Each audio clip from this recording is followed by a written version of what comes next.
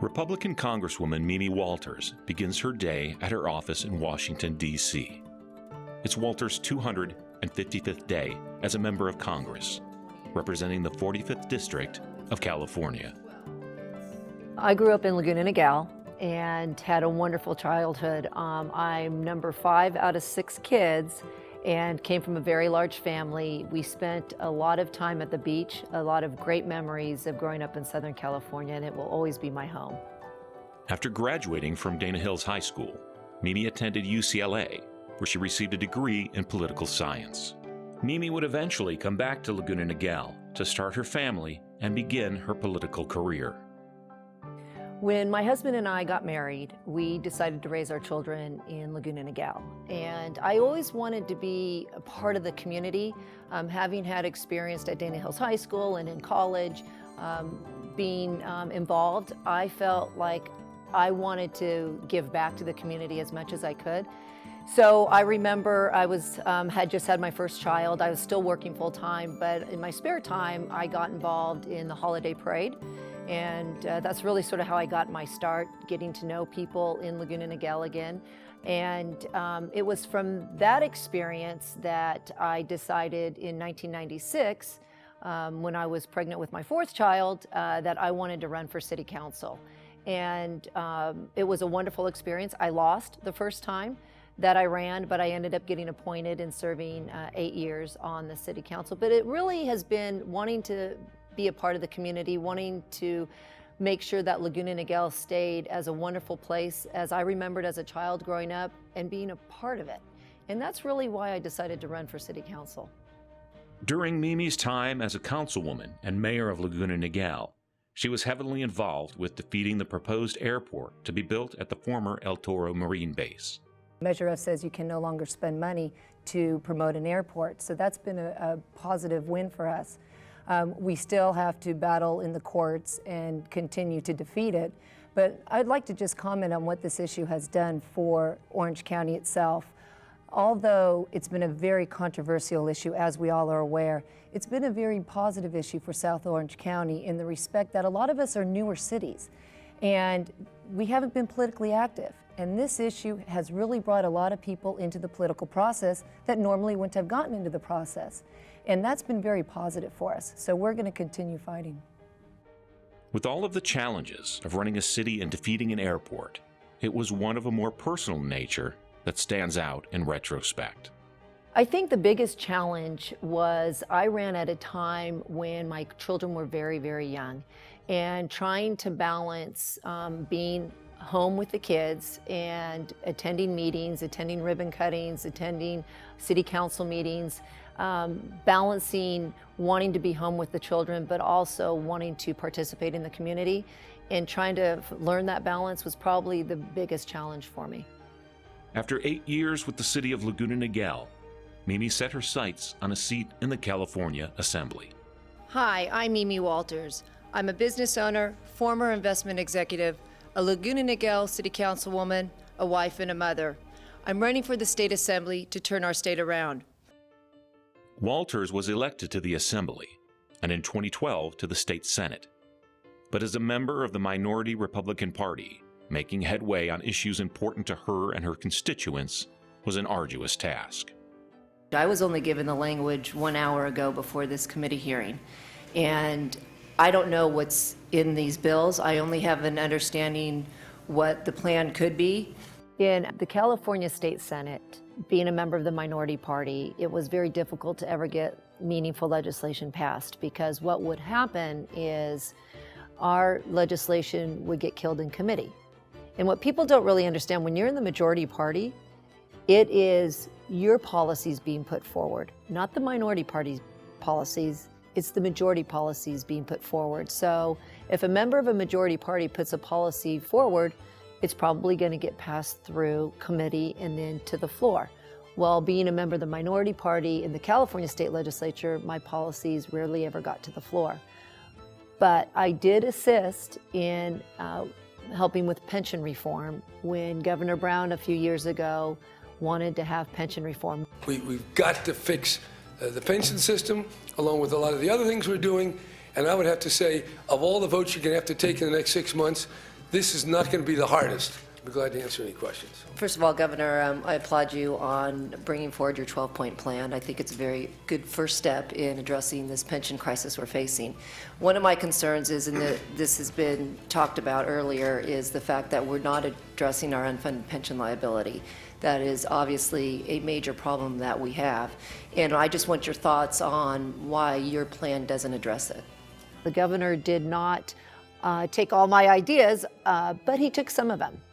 And that was probably one of the most meaningful pieces of legislation that passed in California that I participated in.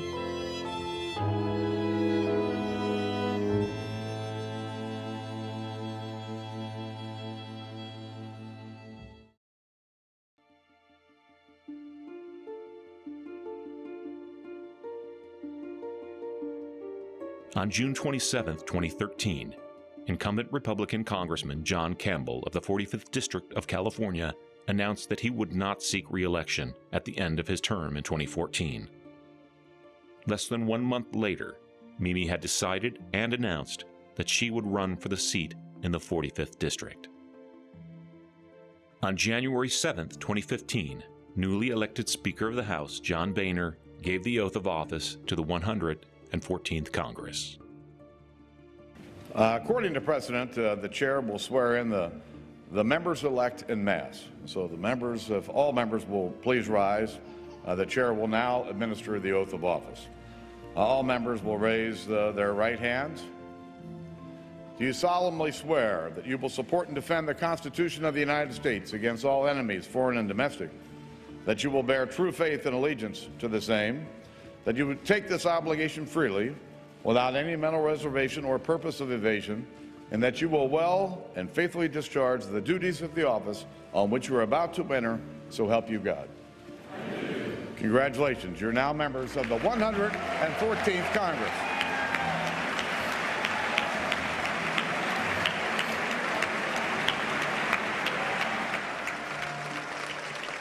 I think one of the most proud moments that I have had was when I was sworn into office just recently as a member of Congress. My family came to Washington, D.C., and we had a celebration the night before we got sworn in. And then to put my hand up and swear on the Bible in front of my family and friends was absolutely one of the most breathtaking moments that I've had.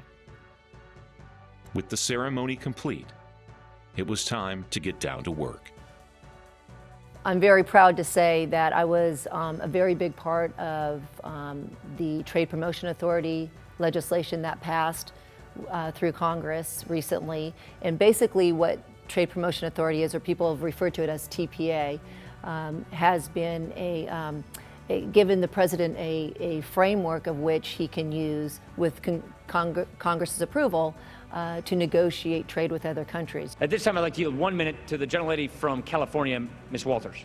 Gentlelady from California is recognized for 1 minute. Thank you, Mr. Speaker. Today I rise in support of Trade Promotion Authority, or TPA, and I'd like to thank Paul Ryan for his leadership on this issue. TPA is not to be confused with TPP, would put Congress in the driver's seat when it comes to negotiating trade agreements. It would ensure that the president is held accountable to Congress and the American people in negotiating all trade deals. You know, 1 in 5 jobs in America is because of free trade. And it's a very important component of our business community. So I was very involved in helping pass that legislation, which was a bit controversial. So I'm very proud of that piece of legislation. As a freshman Congresswoman, Mimi is working to build a foundation for her time in the House. Politics is a part of policy. You can't have policy without politics. That's just the way it happens. It goes hand in hand. And I think the best way to get the best policy is to listen to both sides and come to an agreement.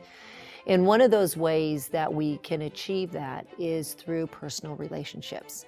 And although I've been in Congress for just a short period of time, I'm trying to develop relationships with members of the Democrat Party because I know that at some point we're going to be working closely together, and I want to be able to develop relationships with the other side of the aisle. Now, it doesn't mean that I'm always going to support what they have to say or they're going to support what I have to say, but there will be times where there's critical legislation coming before us that will require having that personal relationship in order to be able to get something accomplished. And I think many, many years ago, from what I understand, a lot of policy and a lot of really good policy passed through Congress based on just relationships. And I think that's really an important part of being an effective leader. From an outside perspective, it appears that all of the partisan wrangling leaves little time to accomplish anything. People think that we aren't doing anything in Washington, D.C. and Congress because the press unfortunately likes to play on the issues that the Republicans and the Democrats don't agree on. We actually have been extremely busy in the first several months that I've been a freshman. We've passed over 190 pieces of legislation, passed over to the Senate. Now, the Republicans control the majority in the U.S. House of Representatives, and we control majority in the Senate. But in order to pass a piece of legislation in the Senate, it takes 60 votes, and Republicans have 54. So you still rely on 6 Democrats to pass legislation. Therefore, it's a little bit more difficult to pass legislation out of the Senate. Having said that, we've passed 32 pieces of legislation out of both houses that have gotten to the president's desk, and the president signed 29 pieces of legislation into law currently. So we are working on a bipartisan basis, but you're not seeing that necessarily because the media might not be portraying that we are, but we actually are. Mimi's current focus is on a piece of legislation known as the Skills Visa Act. That legislation is going to be introduced in September when we get back by Congressman Darrell Issa. And what the Skills Act is going to do is it's going to increase the amount of visas that we give to people who are in foreign countries that come to America to study or to start businesses. We have a need right now, our businesses have a need to hire a lot of these people who are being educated in science, technology, engineering, and math, which they call STEM. And what's happening is people are coming to our country, being educated, and then their visas are expiring, so they're going back to their country using all the knowledge that they've learned and starting companies overseas. We would like some of them to stay here to help our businesses. And the idea behind not only reforming our visa program, but taking that money that we will generate, which right now the Congressional Business Office is saying that we will generate $110 billion in 10 years and an additional $400 billion in the next 10 years. So over a 20-year period, we will generate about $500 billion in revenue. Take that money, use that money to get a permanent fix to our highways and our roads through the Highway Trust Fund. So one of the biggest pieces of legislation I'm working on is the visa reform, because that goes through the Judiciary Committee, which I sit on, and then the Highway Trust Fund, getting funding for that, I sit on the Transportation and Infrastructure Committee. So I've been asked to help make sure we can put these pieces of legislation together and find a permanent fix for Highway Trust Fund. Along with national issues, Congresswoman Walters continues to fight for matters affecting California. Mr. Speaker, this year marks California's 4th consecutive year of the drought.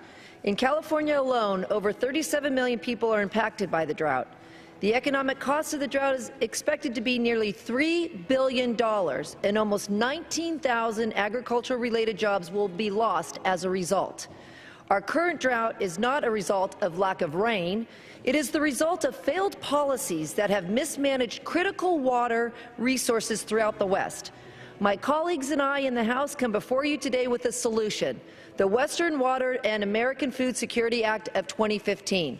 This vital bill will modernize our water infrastructure into the 21st century and ensure that California is well equipped to handle future drought crisis. I urge my colleagues to support this bill and stand with me as we work to provide Californians with the water resources they need. Mr. Speaker, I yield back. Well, the biggest issue we're facing right now, obviously, is the drought. we just don't have enough water because we haven't had enough rain. And it's not just because we haven't had enough rain, but we haven't had enough storage. The policies that have been put in place over the years haven't allowed us to capture that rain in California when we've needed to capture it. And so the drought, I think, is the biggest single issue we're facing. In addition, we have a lot of people that are coming out of college now still aren't being able to find jobs, and trying to create an opportunity for people to get jobs in California is still another very big issue. With so much to accomplish, Mimi Walters has literally hit the ground running in Washington, D.C. One of the biggest surprises is the amount of walking you have to do. Now, I'm somebody who had a pretty good basic foundation when it came to understanding how policy works and how a piece of legislation becomes law. So I had a really good foundation, having served 10 years in the California state legislature. But what I wasn't prepared for is how much I have to walk in Washington, D.C., because my office is in the Cannon building, and to get over to the floor is quite a walk. And then I serve on the House Judiciary Committee and Transportation and Infrastructure, and both of those committees meet in Rayburn office building, which is the furthest way from my office that you can possibly imagine. So I'm somebody who loves to wear high-heeled shoes. I now have to change my wardrobe and wear flat shoes.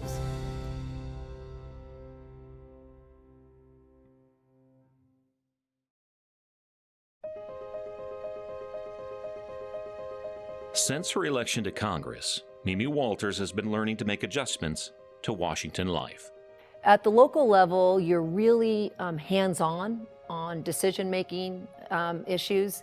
And I remember just going to the local grocery store, people would recognize you when you're in the grocery store because they may have attended a city council meeting, or you may have gone to one of their community events or had a meeting with them, whatever it might have been. But you're more recognized, I think, in your community at the local level. Then serving at the state level, I traveled a lot. I would leave Monday mornings and I would travel to Sacramento, and I would come back on Thursday evenings, so you weren't quite home as much. You dealt with issues that dealt with on a state level versus just your local community for the most part. And now going to Washington, D.C., we're dealing with really, really big complex issues, and I'm even limited at my time being home, unfortunately, because it requires me to be in Washington, D.C. During the whole week, and I'm usually only home for a couple days at a time.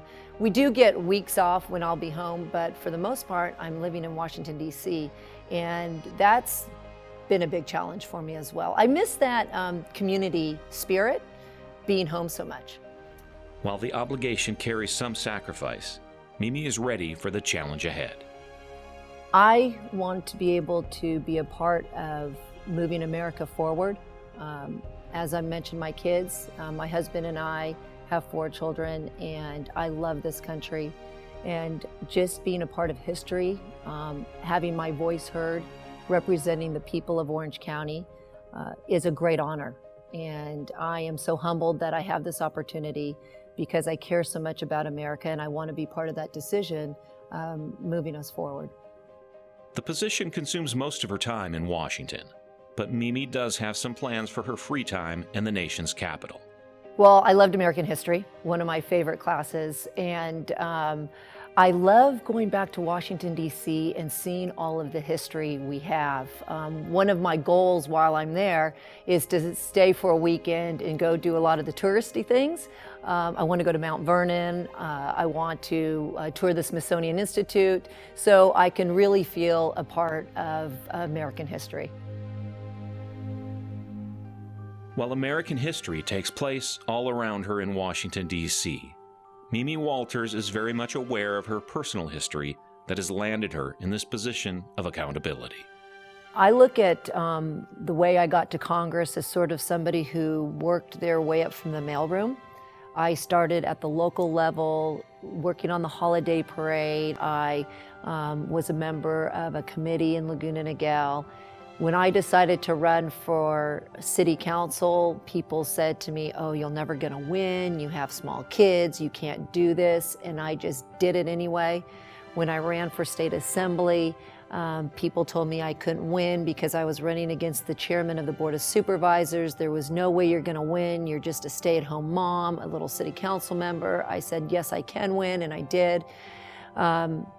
And by the time I got to the state senate, people took me very seriously, and I didn't have any really serious competition when I ran for the state senate. And then finally running for Congress, because I had been in office for 18 years and I had established myself, I knew I could win Congress. And the competition, some people who were going to run decided not to run against me. But it took many, many years of me having to prove myself. And I did. And 18 years might seem like a long time, but for me, it's been totally worth it. And I am so appreciative of this job I have now, because it's difficult to win congressional races. We don't have term limits in Congress, and people often keep them as lifetime jobs. So these are tough seats to win, but I am truly, truly grateful for it. But all of the responsibility for our American democracy does not fall solely on the shoulders of the elected. I think it's really important for your audience to participate in the government process, to participate in their community, to have their voices heard. For me, that is how I got my start, was participating in my community. And I try to teach my children that they need to be involved and they need to vote, because every vote does count. And we are the greatest country in the world, and we are the most free country. And we can't take our freedoms for granted. And many people wish they could be in America, and we should be very thankful we are. While thankful for her newly elected position with Congress, Walters is keeping her options open for other opportunities that may arise in the future. I'm going to continue working in Congress right now, but I always say to my kids, the sky's the limit.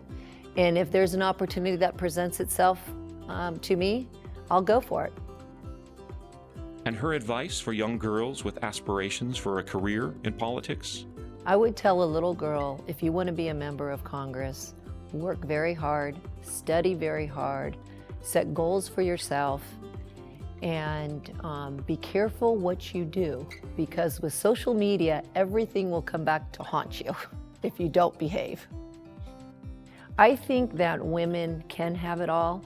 We often are told you can't have it all. If you want a career and you want a family, you can't have both. And I say, yes, you can. And I'm living proof of somebody who's been able to do it all. And it's not necessarily a person would be able to do it all at once, but you can have it all. I have a very supportive husband, and we work together very well as a team. So it wasn't me just doing it by myself. But it was a goal that he and I had both set out for, and I just say, go for it.